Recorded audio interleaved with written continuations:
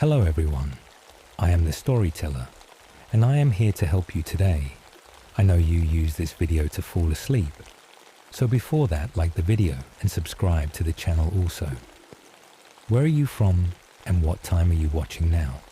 Get comfortable and relax. Story 1. The Whispers in the Attic. A horror story. The house on Blackwood Lane had been abandoned for decades, its darkened windows staring like empty eyes at the passers-by. No one dared to step inside, for rumors of eerie whispers and unseen figures had long plagued the town's imagination. When Evelyn Carter, a young journalist, arrived in the small town of Ravenswood, she scoffed at the superstitions. She had been assigned to write about urban legends, and what better way to do so than to spend a night in the infamous Blackwood house. "Are you sure you want to do this?" asked Mr. Dawson, the elderly librarian who had been Ravenswood's historian for years. He slid an old tattered book toward her, its cover embossed with the words, "The Curse of Blackwood House." Evelyn smirked. "It's just a house, Mr. Dawson. There's no such thing as ghosts." The old man sighed. "Then read this before you go. Just be careful." That evening, as the sun dipped below the horizon, Evelyn stood in front of the decaying mansion. She adjusted her camera, took a deep breath, and stepped inside. Dust coated every surface inside the house. The air was thick with the scent of mold and decay. Evelyn turned on her flashlight, illuminating faded wallpaper peeling off the walls.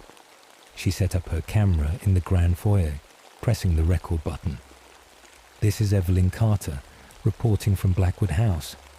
She spoke into her microphone. "Locals claim that this house is haunted by whispers in the attic. I'll be staying here overnight to investigate."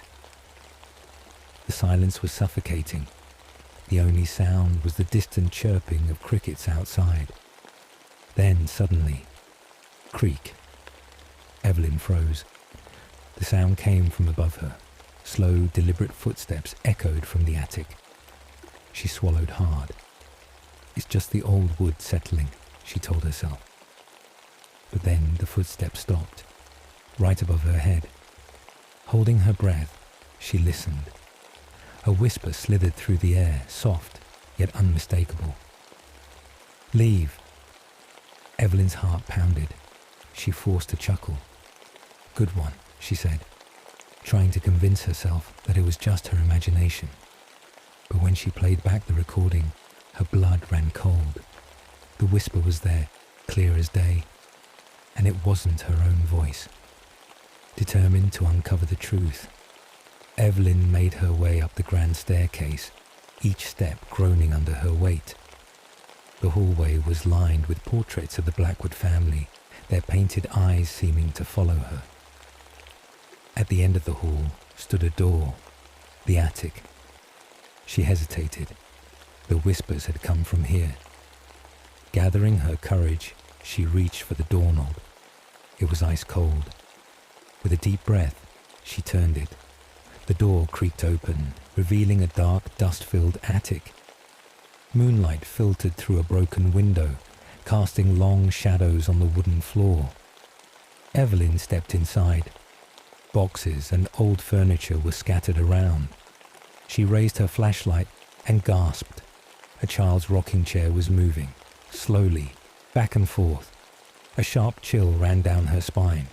She lifted her camera. "Is anyone here?" Silence. Then, thump. A heavy sound behind her. She whirled around. A trunk had fallen over, its lid flung open. Inside were old toys, faded photographs, and a small journal. She picked it up, flipping through brittle pages. The last entry read, "They're coming for me. I hear them whispering. I must hide." The name signed at the bottom made her blood freeze. Margaret Blackwood, the youngest daughter of the Blackwood family, who had mysteriously vanished 100 years ago. Evelyn barely had time to process this revelation before a gust of wind slammed the attic door shut. The air turned frigid. Then came the whispers. Hundreds of voices overlapping, growing louder. Leave! Leave! Leave! Evelyn's hands trembled as she gripped her camera. Who's there? She demanded. A shadow moved in the corner of the attic. She turned her flashlight towards it. A figure stood there, a girl no older than 10, wearing a tattered white nightgown. Her hair hung in front of her face, her body unmoving. Evelyn's breath hitched. Margaret. The girl slowly lifted her head. Her face was gaunt, her eyes hollow voids of darkness. Her mouth opened, far too wide, and she screamed. A piercing, unearthly wail that sent Evelyn stumbling backward. The attic floor trembled. The whispers turned into shrieks. The shadows around the room moved, dark figures emerging from the walls. Hands reached for her, clawing, dragging. Evelyn scrambled for the door, her mind screaming in terror. She yanked it open, nearly tumbling down the stairs. She ran, through the hallway, down the staircase, out the front door. The house let out a final anguished moan as she escaped. The next morning, Evelyn sat in the town library, her hands still shaking as she reviewed the footage. Every whisper, every shadow, every moment of terror, it was all there. But as she reached the final frames, her breath caught. At the very end of the recording, just before she fled, the camera captured something horrifying. The little girl standing in the attic doorway, watching her, and just before the screen went black, she smiled. A whisper crackled through the speakers. See you soon. Evelyn slammed her laptop shut, her heart racing. She knew the truth now.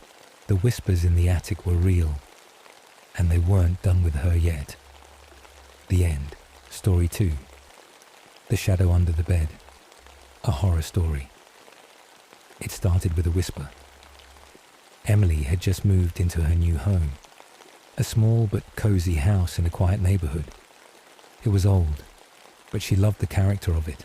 The creaky wooden floors, the large windows, and the attic that held forgotten secrets of the past. It was perfect, or so she thought. The first night was uneventful. She unpacked a few boxes, arranged her bed, and fell asleep quickly. But the second night was different. As she lay in bed, on the verge of sleep, she heard something, a soft whisper. At first, she thought it was the wind slipping through the cracks in the window. But when she listened closely, she realized it was coming from beneath her bed. Emily. Her breath caught in her throat. It was faint, barely audible, but it was there. Her heart pounded against her chest. She sat up and reached for her phone, turning on the flashlight. Slowly, she leaned over the side of the bed and peered underneath. Nothing, just dust and the wooden floor. She let out a shaky breath and lay back down, convincing herself it was her imagination. But deep down, she knew something was wrong. The next few nights, the whispering continued. It wasn't always her name, but sometimes soft, unintelligible murmurs. Sometimes it was laughter, a dry, raspy chuckle that made her skin crawl. Then, one night, she saw it. It was past midnight when she woke up suddenly, feeling an overwhelming sense of unease. She turned her head toward the floor and gasped. A shadow. It wasn't hers. It stretched out from under the bed, long and unnatural, twisting as if writhing in pain. Emily froze. The shadow moved. It slithered back under the bed like it had sensed her watching. She jumped out of bed and ran to the light switch, flicking it on. The room illuminated, chasing away the darkness. The shadow was gone. She didn't sleep that night. The next morning, she did some research about the house. According to an old newspaper article, a boy named Daniel had lived there with his parents 20 years ago. One night, he went missing. His parents searched everywhere, but he was never found. The only clue, his bed had been overturned, and strange, dark stains were found on the floor beneath it. Emily shuddered. Was it his voice she had been hearing? Was it his shadow she had seen? She wasn't sure if she wanted to find out. That night, she prepared herself. She placed her phone camera facing the bed and recorded while she pretended to sleep. She fought the exhaustion, keeping her eyes open just enough to see if anything happened. Hours passed. Then, at exactly 3:13 a.m., she felt it. Something shifted under the bed. A deep, unnatural cold filled the room. Emily's breath trembled. She turned her head slowly and saw it. A hand. Pale, bony fingers stretched out from beneath the bed, curling against the floor. Its nails were black, jagged and long. Then another hand emerged. Then a face. Hollow eyes, a gaping mouth. Skin stretched too tightly over its skull. Emily screamed. She scrambled off the bed and bolted for the door. But before she could reach it, she felt something grab her ankle. A whisper slithered into her ear. "Stay with me." She kicked wildly, yanking herself free, and threw open the door. She ran outside into the cold night, not daring to look back. Emily never went back inside. The next morning, she called a priest and a paranormal investigator. They both entered the room, but neither of them lasted long. The priest walked out, pale and shaken. "Something unnatural resides there," he said. "It does not belong in this world." The investigator retrieved Emily's phone from the bedroom. When they played back the footage, the screen was black at first. Then, slowly, something began to emerge, a face staring directly into the camera. It grinned, and then the screen went dark. Emily moved out that same day, but as she settled into her new apartment, far away from that cursed house, she heard something familiar on her first night. A whisper from under the bed. "Emily." And this time, she knew it had followed her. The end story 3. The face in the window. A horror story. The house at the end of Hollow Street had been abandoned for years. At least, that's what everyone in town said. It was a large Victorian mansion. Its once white paint now peeling, its wooden walls creaking under the weight of time. The windows were dusty, except for one. On the second floor, facing the street, people whispered about that window. Some claimed they had seen a face staring out at them late at night, its hollow eyes following anyone who dared to walk past. Others believed it was just an old trick of the light, but those who had ventured too close, they never spoke about it again. One cold October evening, Daniel Carter, a journalist fascinated by urban legends, decided to investigate. Daniel wasn't a believer in ghosts or curses. He had exposed dozens of so-called hauntings as hoaxes.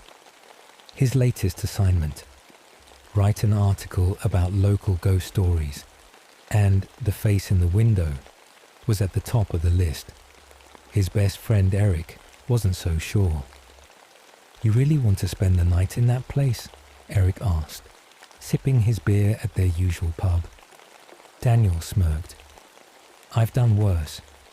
You remember the asylum in Detroit?" "That's different," Eric muttered. "There's something wrong with that house." "Perfect," Daniel said. "That means a better story." That night, Daniel packed his camera, recorder, and a flashlight. By midnight, he stood in front of the old house, the wind howling around him. He took a deep breath and pushed open the front door. Inside, the house smelled of dust and decay. Furniture was covered with white sheets, and the wooden floor groaned under his weight. He set up his equipment in the living room, then climbed the staircase to the second floor. As he reached the landing, his flashlight flickered.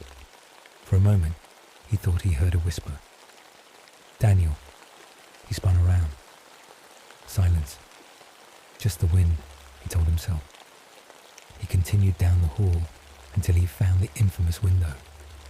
The glass was cracked, and a small wooden chair sat beneath it. Carefully, he placed his camera on a nearby dresser, aimed at the window, and hit record. Then he waited. Hours passed. The old grandfather clock in the hallway chimed 3 times. Daniel's eyelids grew heavy. Then a noise, a soft tap, tap, tap against the window. He froze. Slowly, he turned his head. A face, pale, gaunt, eyes sunken, mouth twisted into an unnatural grin. It was pressed against the glass, staring straight at him. Daniel's breath caught in his throat. His mind screamed at him to run, but his body refused to move. Then the face disappeared. The room felt deathly silent. Heart pounding, he grabbed his camera and rushed downstairs. He needed to check the footage. In the dim glow of his laptop, he played the video. The window remained empty for the first 3 hours. Then, at exactly 3:03 a.m., the screen flickered. The camera wobbled slightly, as if something had brushed against it. And then, the face appeared, but it wasn't outside the window. It was behind him. Daniel felt ice crawl up his spine. In the footage, he sat still, unaware. The face hovered just inches behind his shoulder, its lips moving. Then, in a voice too low to hear, it whispered something. Daniel's hands trembled as he adjusted the volume. "Let me in." A shiver ran through him. He turned to glance over his shoulder. The room was empty. He slammed his laptop shut. "I'm done," he muttered. He grabbed his bag, shoved his equipment inside, and made for the door. But when he reached the front hallway, the door wouldn't budge. The lock was rusted, frozen in place. Behind him, the grandfather clock chimed 4 times. Then, footsteps. Daniel spun around. The hallway was dark, but something moved in the shadows. Slow, deliberate steps crept toward him. His flashlight flickered. He saw a glimpse of it. Long, bony fingers reaching from the darkness. He ran. Up the stairs, through the hallway, back to the windowed room. He slammed the door behind him and locked it. His breath came in ragged gasps. Silence. Then, a whisper. "You can't leave." The door burst open. Daniel barely had time to react. The figure stood in the doorway, its face identical to the one in the window. Hollow eyes, twisted grin. Then it lunged. Daniel stumbled backward. His only escape was the window. Without thinking, he grabbed a chair and smashed it against the glass. The shards rained down, but he didn't hesitate. He climbed onto the ledge. Below, the ground loomed far away. Behind him, the creature screeched. Daniel jumped. The impact sent pain shooting through his legs, but he forced himself to stand. He didn't look back. He ran, out of the yard, down Hollow Street, all the way home. For weeks, Daniel refused to watch the footage again. Nightmares plagued his sleep, always the same. That face, whispering his name. One day, curiosity got the better of him. He opened his laptop and pressed play. At 3:03 a.m., the face appeared behind him, just as before. But now, the whisper was clearer. "You let me in." Daniel's heart stopped. A shadow moved in the reflection of his laptop screen, behind him. Slowly, dreading what he might see, Daniel turned around. And there, standing at his window, was the face, watching, waiting. The end. Story 4. The Caller from the Grave. It all started on a cold October night when Daniel Harris received the first call. He was alone in his dimly lit apartment, surrounded by stacks of unfinished paperwork. The clock on the wall read 11:47 p.m. His phone buzzed violently against the wooden table. Unknown number. Daniel hesitated before answering. "Hello?" Silence. He waited. Just as he was about to hang up, a faint voice came through the speaker, whispering, distorted and eerie. "Why did you leave me?" A chill ran down Daniel's spine. "Who is this?" Static crackled. Then the call disconnected. He stared at the phone, his heart pounding. Something about that voice unsettled him deeply. It was familiar, but he couldn't place it. He shook his head and tried to brush it off. It was probably a prank, or maybe just a bad connection. But as he lay in bed that night, he couldn't shake the feeling that something was terribly wrong. The next day, Daniel buried himself in work, trying to forget the call. But that voice kept replaying in his mind. By evening, he was exhausted. As he was about to head home, his phone rang again. Unknown number. A cold sweat formed on his brow. He hesitated, but curiosity got the best of him. He answered. "You left me there, all alone." The voice was clearer this time. Software. Desperate. Female. Daniel's breath caught in his throat. He knew that voice. "Emily," he whispered. Silence. Then laughter. Soft at first, then growing louder, distorted, unnatural. The call cut off. Daniel felt his legs go weak. Emily. His girlfriend. His dead girlfriend. 7 years ago, Emily and Daniel had been in a relationship. They were young, reckless, and deeply in love. One stormy night, they had gone on a road trip. Daniel had been driving when the rain became a torrential downpour. The car skidded off the road and crashed into a ravine. Daniel survived. Emily didn't. Or at least, that's what he told himself. Her body was never recovered. The search teams found nothing, and after weeks of effort, they gave up. The authorities ruled her dead, but Daniel always felt the guilt crushing his soul. He had tried to move on, but now, Emily was calling him. How? Daniel couldn't ignore it anymore. He had to find out the truth. He traced the number, but it led nowhere. Desperate, he decided to visit the place where the accident happened. The road was abandoned now, overgrown with weeds. The guardrails were still broken. He parked near the edge of the ravine and looked down. The forest below was dark and unwelcoming. Then his phone rang. He looked at the screen. Unknown number. Hands trembling, he answered. "I'm waiting for you. Down here." Daniel's breath hitched. He turned his gaze to the ravine. The darkness seemed to stretch endlessly. Then he heard it. A whisper. Not from his phone. From the trees below. "I'm here, Daniel." Something inside him snapped. He needed to know the truth. Grabbing a flashlight, he made his way down the ravine, the mud slipping beneath his feet. The deeper he went, the stronger the air smelled of damp earth and decay. Then he saw it, an old rusted car half buried under vines. His car. His heart pounded as he approached. The driver's side was open, but the passenger's door was jammed shut. Daniel raised his flashlight, and his blood ran cold. Inside, sitting in the passenger seat, was a skeletal figure wearing a tattered dress. Emily's dress, her skull tilted slightly toward him, as if waiting. Then his phone rang again. Daniel shakily picked it up. "Did you really think you could leave me?" The voice wasn't coming from the phone. It was right behind him. Daniel spun around, but the ravine was empty. His pulse thundered in his ears. He turned back to the car, and Emily was standing beside it. Her body was decayed, her eyes hollow, her lips curled in a twisted smile. But she was there. "You left me to die," she whispered. "No.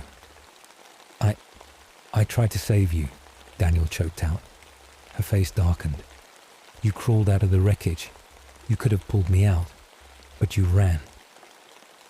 Daniel staggered back. Memories flooded his mind, things he had buried deep. He had escaped the car first. The rain had been pouring. The wreck was on the verge of collapsing into the river. He had heard Emily screaming, calling for help. But the fear of dying had overtaken him. He had left her there. The car had slipped, crashing further down the ravine. And now, she had come back. "For 7 years I have been waiting," Emily whispered. "Now, it's your turn." A sudden force pulled Daniel backward. He screamed as unseen hands dragged him toward the wreckage. His phone slipped from his grasp, landing in the dirt. On its screen, the call was still active. Unknown number. Connected.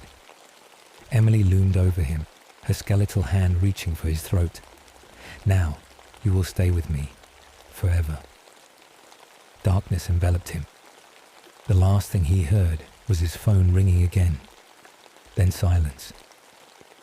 Days later, hikers found an abandoned car at the top of the ravine. The door was open, and a phone lay on the ground, still connected to a call. But Daniel Harris was never found. Only the rusted wreckage of an old car remained in the ravine below, with 2 skeletal figures seated inside, holding hands. Story 5. The doll that moved. The rain drummed against the window pane as Emily unpacked the last of her boxes. Her new home, a cozy, old-fashioned house at the edge of town, was just the place she had been searching for. It had character with its wooden floors, antique furniture, and a faint scent of aged paper. She had moved in alone, eager for a fresh start.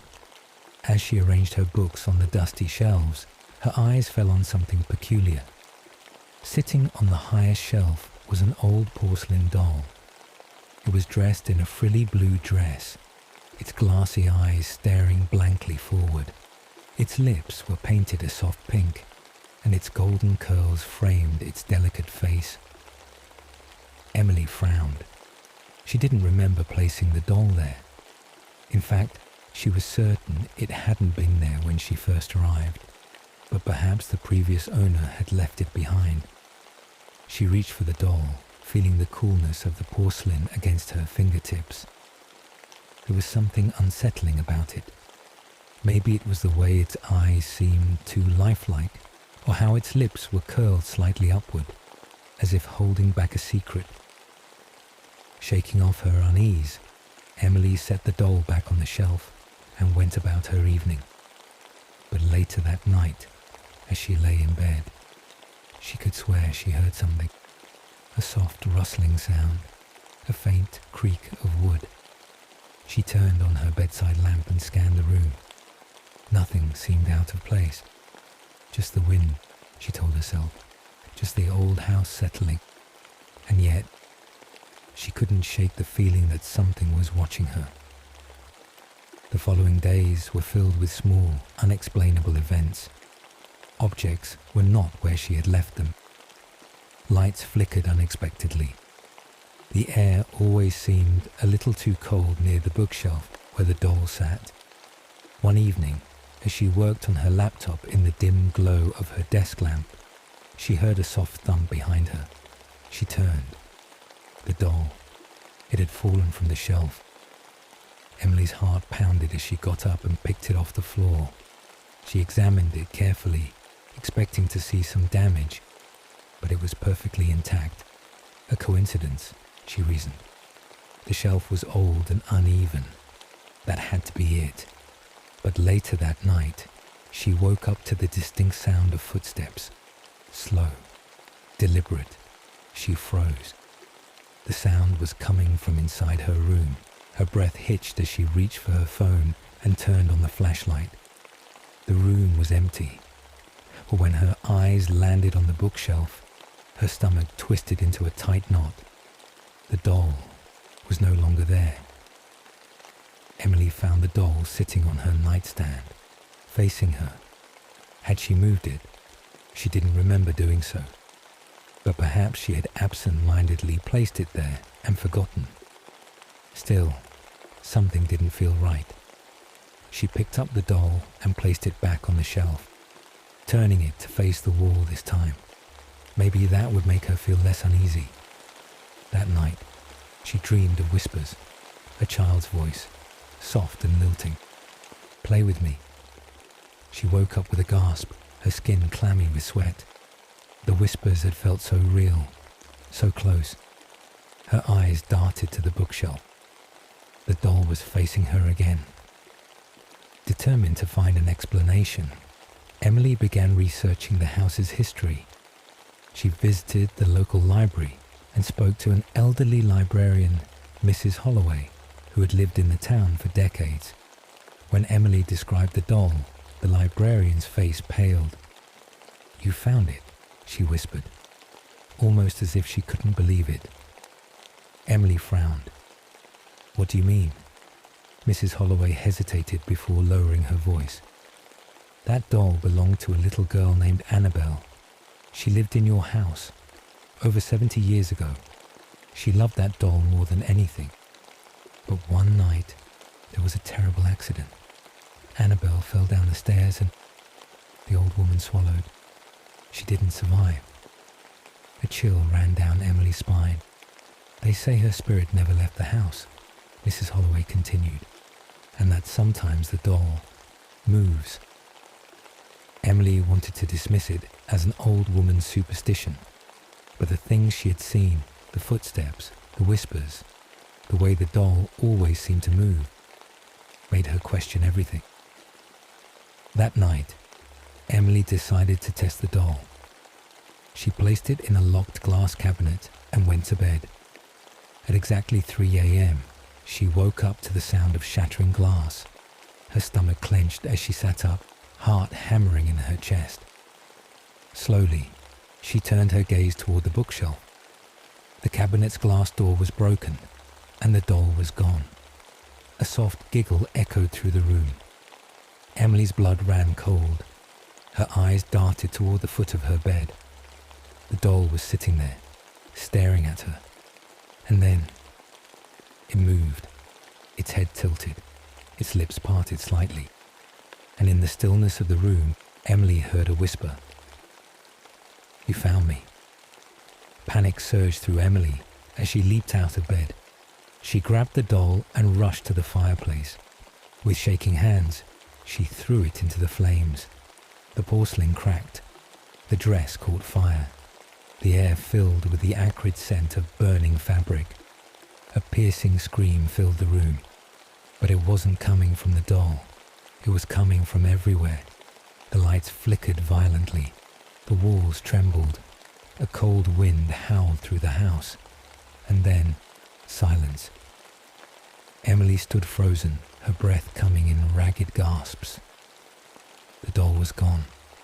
The house was never the same after that night. The air still felt heavy. The shadows seemed darker, and every so often, Emily would hear faint whispers in the wind. "Play with me."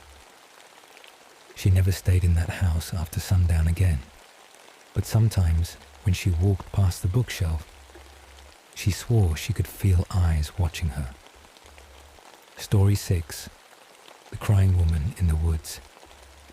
Deep in the heart of Blackwood Forest, there was a legend that had been whispered among the townspeople for generations.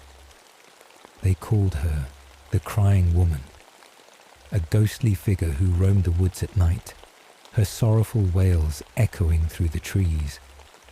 Some said she was a grieving mother searching for her lost child, while others believed she was a vengeful spirit, luring unsuspecting souls into the darkness. No one dared to enter the forest after dusk. Those who did either never returned or came back changed, pale, trembling, unable to speak of what they had seen.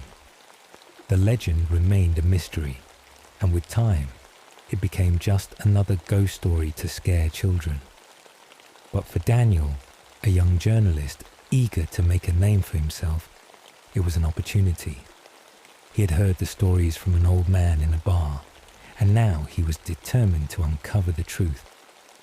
Armed with a flashlight, a notebook, and a voice recorder, Daniel set off into Blackwood Forest just before sunset. The air grew colder as he ventured deeper, the towering trees blocking out what little light remained. The silence was unnerving. Not even the chirping of crickets or the rustling of leaves could be heard. It was as if the forest itself was holding its breath. Then a sound, a faint sobbing. Daniel stopped, his heart pounding. He turned on his recorder and whispered, "I hear something. Sounds like crying." The sobbing grew louder. It was the sound of a woman weeping, soft at first, then rising in intensity. He followed the sound, weaving through the trees until he reached a clearing. There, in the moonlight, stood a figure. A woman dressed in a tattered white gown, her long black hair hanging over her face. She rocked back and forth, her shoulders shaking with every sob. "Hello," Daniel called out, his voice barely above a whisper. The woman stopped crying. Slowly she turned. Her face was pale, almost translucent, her eyes hollow and black. Her lips trembled as if she wanted to speak but couldn't. Daniel's breath caught in his throat. Every instinct told him to run, but he forced himself to stay. "Who are you?" he asked. The woman blinked, then raised a trembling hand, pointing to the trees behind him. Daniel turned. There was nothing but darkness. When he looked back, she was gone. His heart pounded. He reached for his recorder, but the battery had died. His flashlight flickered. Then a whisper, right behind him. "Help me." Daniel spun around, but there was no one there. Panic set in. He stumbled back the way he came, his mind racing. He needed to leave, but the forest had changed. The trees seemed closer, their gnarled branches stretching like skeletal fingers. The path was gone, and the crying had started again. Daniel ran. He didn't know where he was going, but he had to get away. The sobs followed him, growing louder, surrounding him. Then he saw it, a small abandoned cabin in the distance. Desperate, he sprinted toward it, throwing himself inside and slamming the door shut. The cabin was cold and musty, filled with dust and old furniture. He pressed his back against the door, gasping for breath. Then he saw them. Pictures scattered across the walls. A woman, a child, smiling together. The woman looked familiar. Daniel's blood ran cold. It was her, the crying woman. A loud thump against the door made him jump. Then another, and another. Something, or someone was trying to get in. Daniel grabbed his flashlight and scanned the room. There, on the table, lay an old yellowed newspaper. He picked it up, his hands shaking as he read, "Mother and child disappear in Blackwood Forest, 1923. The article told of a woman named Eleanor Hayes, who had lived in the cabin with her young son, Matthew. One night, her husband, an abusive man, had taken their son into the woods in a drunken rage. The next morning, Eleanor was found wandering the forest, screaming for her child. His body was never found. Eleanor was institutionalized. She died years later, still crying for her lost son. The banging on the door stopped. Silence. Daniel barely had time to react before the whisper came again, right behind him. "Help me find him." He turned. She was there, and this time she wasn't alone. A small, shadowy figure stood beside her. A child. The boy lifted his head, his dark, empty eyes locking onto Daniel's. Then the world went black. Days later, the townspeople found Daniel's abandoned car at the edge of Blackwood Forest. His camera, notebook, and phone were inside, but there was no sign of him. A search party was formed, but he was never found. A week later, a hiker reported hearing sobbing in the woods. Two voices, one of a woman and one of a man, crying together in the darkness. And so, the legend of the crying woman in the woods continued. for she had found another lost soul to join her eternal search, and the forest had claimed one more. Story 7. The Man in the Fog. A horror story. Eldermire was a town no one talked about, a place that had vanished from most maps. Decades ago, it had been a thriving mining village, but now it was little more than a ghost town, abandoned, forgotten. They said something lived there, something wrapped in the eternal fog that clung to its streets like a parasite. Nobody knew what really happened to the last people of Eldermire. There were only rumours. The official record said the town had been evacuated due to unstable mine shafts, but the locals in neighbouring areas whispered a different tale. They spoke of people disappearing without a trace, their homes left untouched, meals still on the table. They spoke of the fog rolling in, thick as death, swallowing the town whole. And they spoke of him, the man in the fog, a figure seen only in glimpses, standing just beyond the mist. Those who had ventured into Eldermire and survived to tell the tale claimed they saw him, a tall, gaunt man with hollow eyes and an unnatural stillness. No one knew where he came from. No one knew what he wanted. But those who saw him never stayed long enough to find out. It was just a legend, or at least that's what Daniel Reed told himself as he drove toward Eldermire. Daniel was a journalist with a penchant for ghost stories. He had spent years chasing myths, looking for the line between truth and fiction. When he heard about Eldermire, he couldn't resist. An entire town abandoned under mysterious circumstances. That was the kind of story that could make his career. He arrived just as the sun began to set. The road leading into town was cracked and overgrown, barely visible beneath years of neglect. He parked his car just outside the old town sign, its letters worn and rusted. Eldermire. Welcome to our home. The words felt ominous now, as if they mocked him. The fog was already creeping in. It wasn't thick yet, just a light mist that curled around the skeletal remains of buildings and rusted street lamps. The silence was oppressive. No birds, no wind, just the crunch of his boots against the gravel. Daniel took out his camera and began snapping pictures. The houses were still standing, their doors open as if inviting him in. Dusty furniture, old photographs, rotting food on the tables. It was as if the people had left in a hurry, never to return. And then he saw him. A figure standing at the end of the street, tall, motionless, wrapped in fog. Daniel's breath caught. He lifted his camera, heart pounding, and snapped a photo. The flash illuminated the mist for a brief second. When his vision adjusted, the figure was gone. His hands were trembling, but he told himself it was just a trick of the light, just the fog playing games with his mind. He had seen nothing. At least, that's what he wanted to believe. The deeper Daniel walked into the town, the thicker the fog became. It swirled around his legs, muffling his footsteps. Shadows moved in the mist, but when he turned to look, there was nothing there. Then he heard it. A whisper, faint, distant, but unmistakable. He turned in a slow circle, his flashlight cutting through the fog. "Hello." Silence. Then another whisper, closer this time.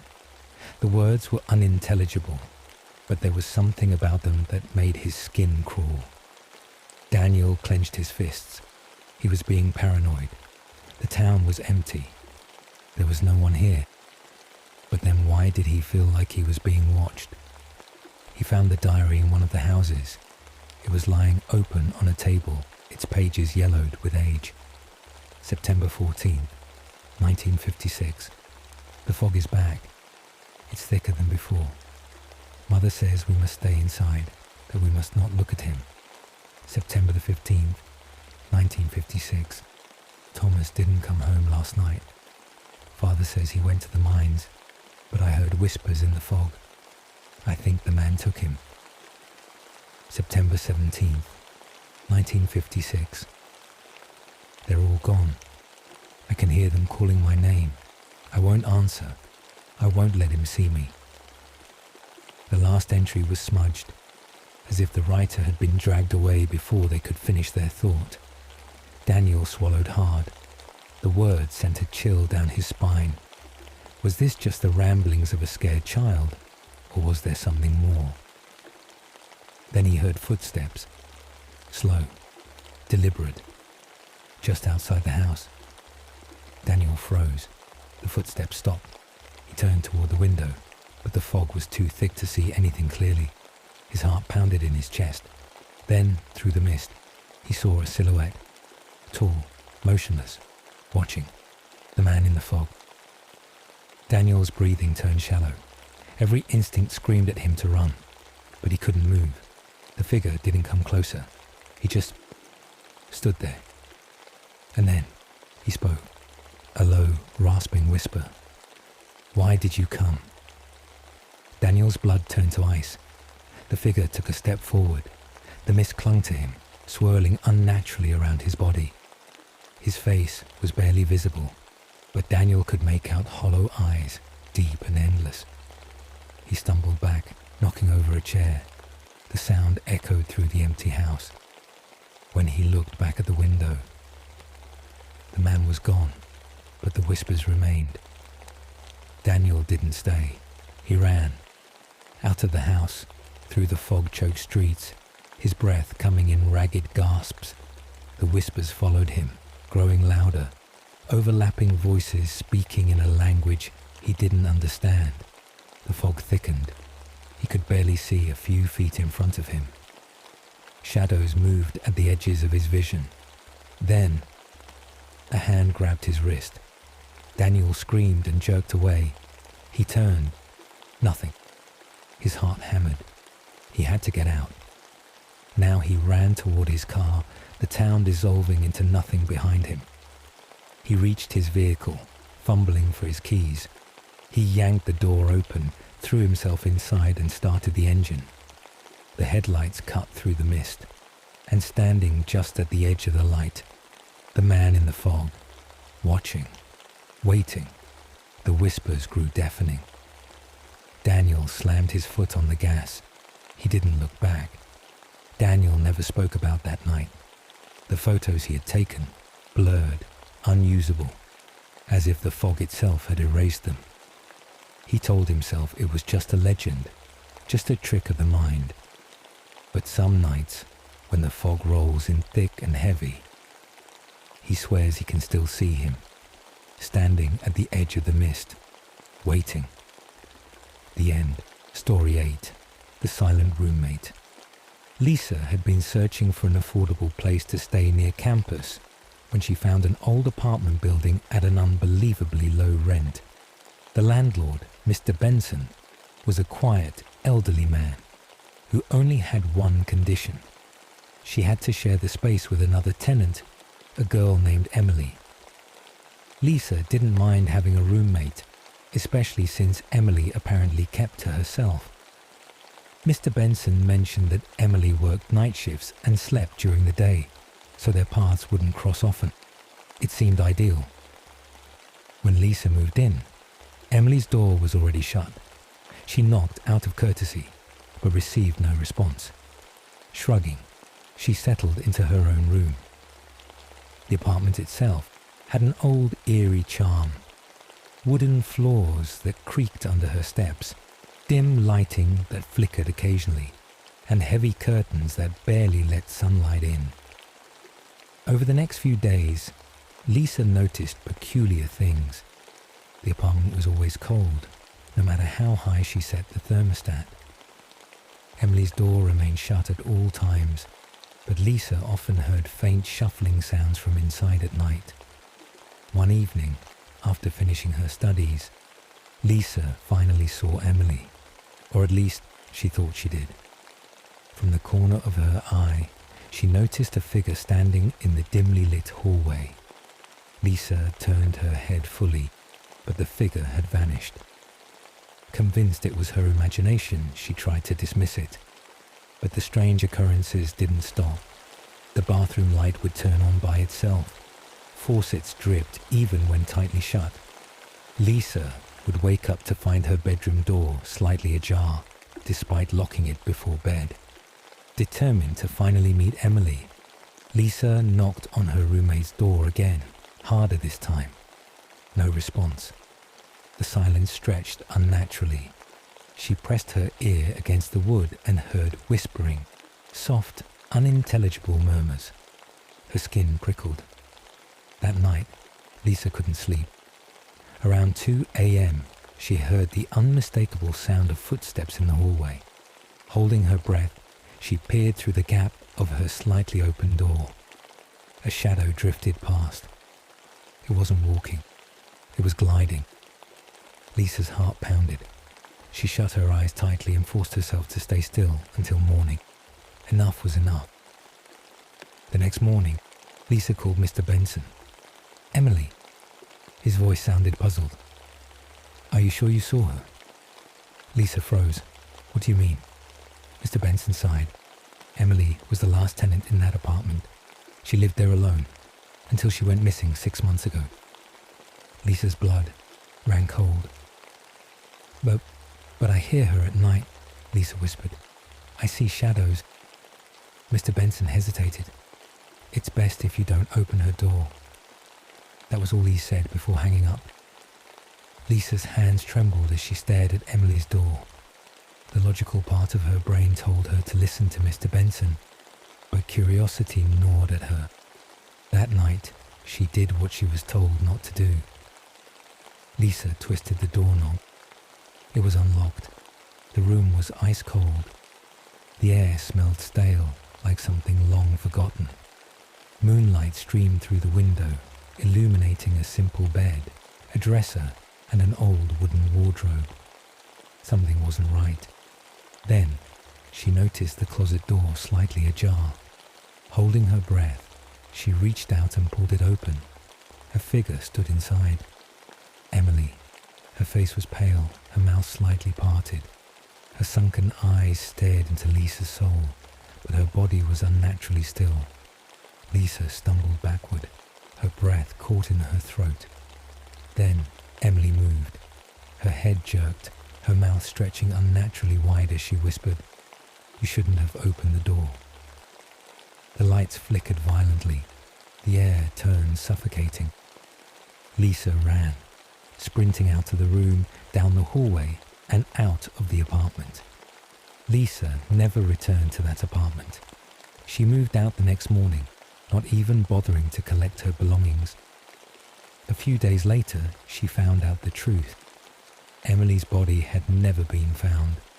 She had been declared missing, but some tenants claimed they had still seen her long after she was gone.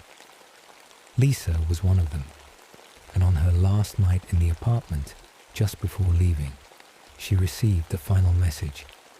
A text from an unknown number, 3 words, "Don't open doors." Story 9, The Knock at Midnight. A horror story. The wind howled through the dense forest surrounding the small, isolated cabin. Oliver sat alone at the wooden table, staring at the flickering candle in front of him. It was a stormy night, the kind that made the world feel emptier than it really was. Rain battered the roof in an endless rhythm, and distant thunder rumbled like a growl from the depths of the earth. He checked his watch. 11:57 p.m. Oliver had lived in this cabin for nearly a year. After his wife's sudden passing, he had abandoned city life, seeking solace in the silence of the woods.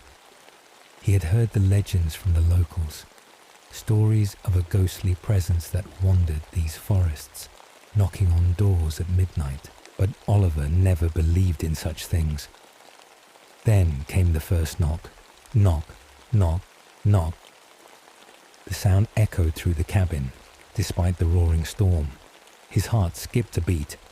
He turned towards the door, staring at the wooden surface, as if expecting it to open on its own.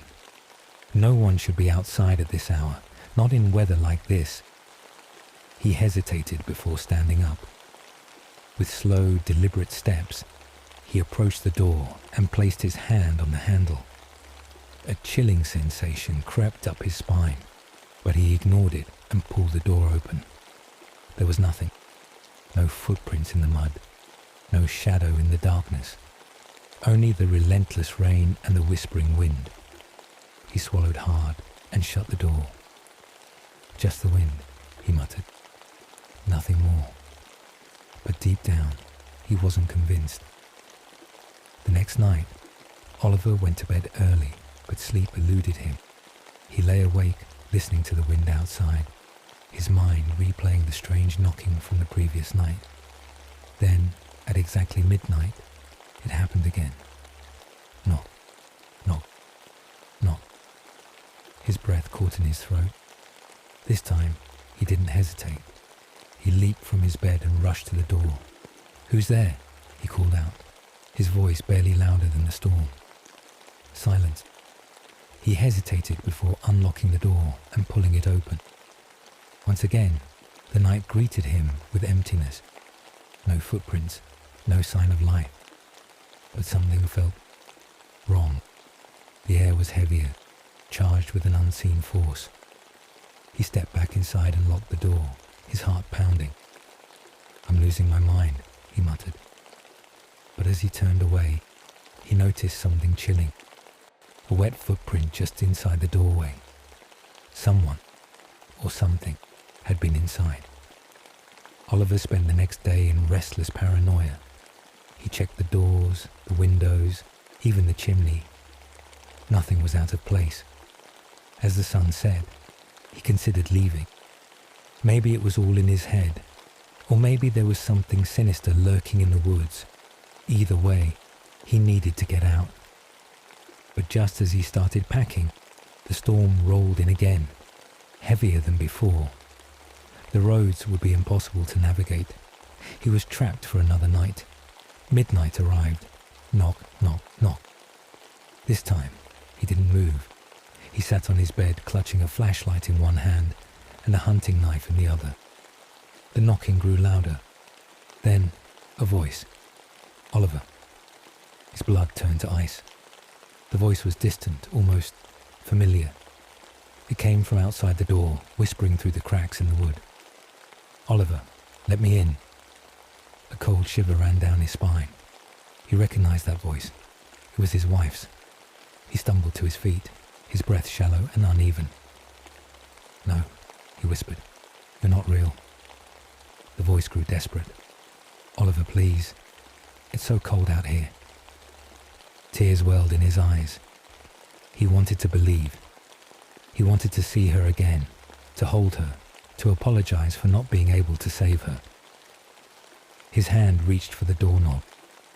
Then, through the candlelight, he saw the shadow on the floor, a grotesque, elongated figure standing just outside. It wasn't human. His heart pounded as he backed away. The knocking became violent, shaking the entire cabin. Then suddenly, it stopped. Silence. The next morning, Oliver packed his things and drove into town. He went straight to the local diner, where he found an old man named Henry, one of the few people who had lived near these woods his entire life. Henry listened quietly as Oliver recounted the knocking, the voice, the shadow. When Oliver finished, the old man sighed. "You should have never come here, son." "What do you mean?" Henry leaned in, his voice barely above a whisper. "They call it the Midnight Caller, a spirit that lingers between worlds, searching for the grief-stricken. It mimics voices of the dead, trying to lure the living into opening the door. If you had let it in..." Oliver swallowed hard. What would have happened? Henry's expression darkened. "You wouldn't be sitting here right now." A cold dread settled over Oliver. He glanced out the window towards the distant forest. He had been lucky, too lucky. That night, Oliver checked into a motel far from the cabin. He locked the door, closed the curtains, and made sure no part of him wanted to return. Midnight came. Knock, knock, knock. The sound was right outside his motel door. His breath stopped. His hands trembled as he grabbed his knife. Then the whisper came. "Oliver, it's so cold out here." Tears streamed down his face. He clenched his jaw and covered his ears. "You're not real," he whispered. The knocking stopped. The air became still. For the first time, he felt the weight lift from his chest. He had ignored it, denied it, and now it was gone. He didn't sleep that night, but when the sun rose, he knew one thing for certain. He would never answer a knock at midnight again. The end. Story 10. The Eyes in the Darkness. Elena had always been fascinated by the supernatural. As a freelance journalist, she spent years investigating urban legends and ghost stories. But when she received an anonymous email inviting her to an abandoned mansion deep in the woods, she hesitated. "Come alone if you want the truth." The message was signed with a single letter, M. Elena had heard rumors about the mansion, Whispering Hollow. It had been abandoned for decades after a series of gruesome murders. Locals believed the place was cursed, claiming that strange lights flickered through the windows at night and that anyone who entered never returned. Ignoring her instincts, she packed her camera, a flashlight, and a notebook before heading out. The drive was long, the roads winding deeper into the forest. As she approached the mansion, mist curled around the gnarled trees, and the air turned icy. The iron gate stood ajar. She stepped through, feeling a chill creep up her spine. Inside, the mansion was eerily silent. Dust covered every surface, and cobwebs hung from the chandeliers like forgotten memories.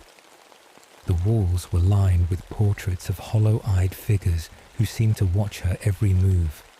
Her flashlight flickered. She took a deep breath and whispered, "Hello." Silence. Then, the sound of footsteps echoed from the second floor.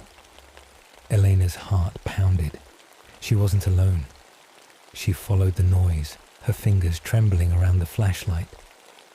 As she reached the top of the staircase, the air grew thick, making it harder to breathe. The hallway stretched into darkness, but something moved at the end, a shadow shifting unnaturally. Her breath hitched. Then she saw them. Two glowing eyes peered at her from the darkness. Eleanor's mind screamed at her to run, but her feet remained frozen.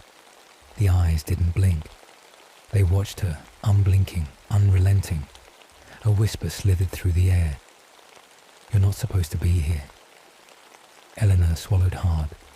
Who are you?" No answer, only the sound of soft breathing. The eyes inched closer, and with every step, shadows curled around them like living tendrils.